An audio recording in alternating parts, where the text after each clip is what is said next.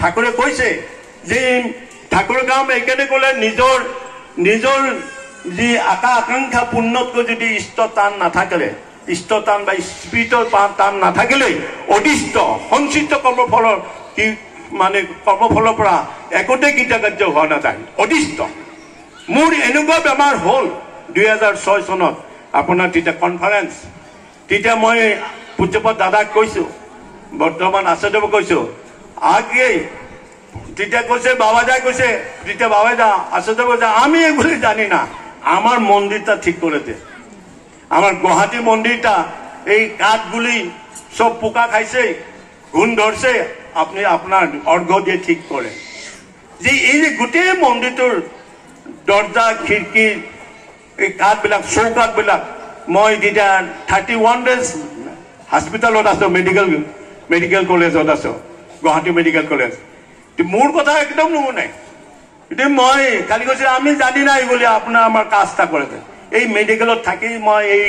এজন সূত্ৰধৰ বুলি মিস্ত্ৰীক লৈ এই কামবিলাক কৰিছো এই হল ট্ৰিটমেণ্ট প্ৰতিটো মানুহৰ কাৰণে জীৱনত এই যে ঠাকুৰ আহিছে তাৰ বহুত ঘটনা আছে বুদ্ধদেৱৰ ঘটনা আছে বহুত বিভিন্ন বেমাৰ আমাৰ আছে ৰোগ চুক ব্যাধি জৰা আমাৰ পিছে পিছে ঘূৰি থাকে যে এইবিলাকৰ পৰিত্ৰাণৰ কথা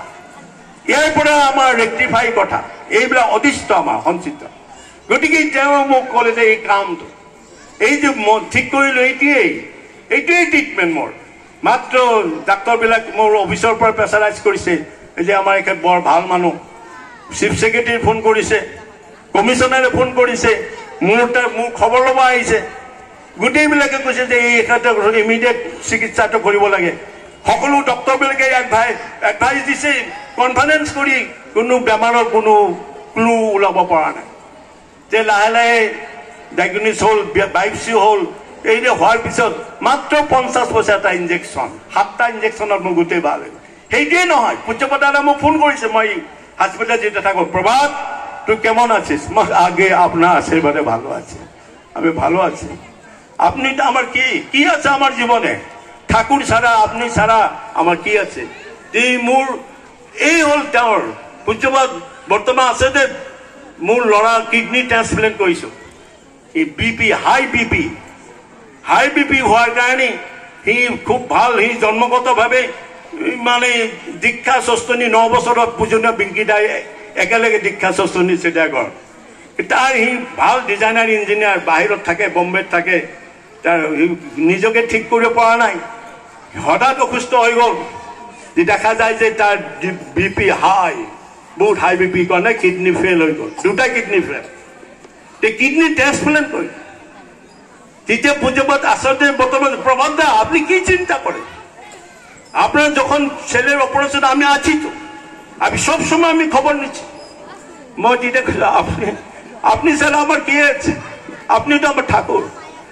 ঠাকুর ছাড়া আমার কি আছে জীবনে ঠাকুর নিয়ে তো আমি চলছি আপনি যা বলবেন যা বলছেন তাই করতেছি আমার জীবনে আর কিছু নাই আপনার দয়া ছাড়া আমার চলতেছি সারা জীবন আমি দয়া ছাড়া চলছি এই হল তার দয়া তার ইচ্ছা গতিকে ঠাকুরের কাম করিলেই জীবনত যে কি হয় এইটো মই এজন উদাহরণ প্ৰেক্টিকেল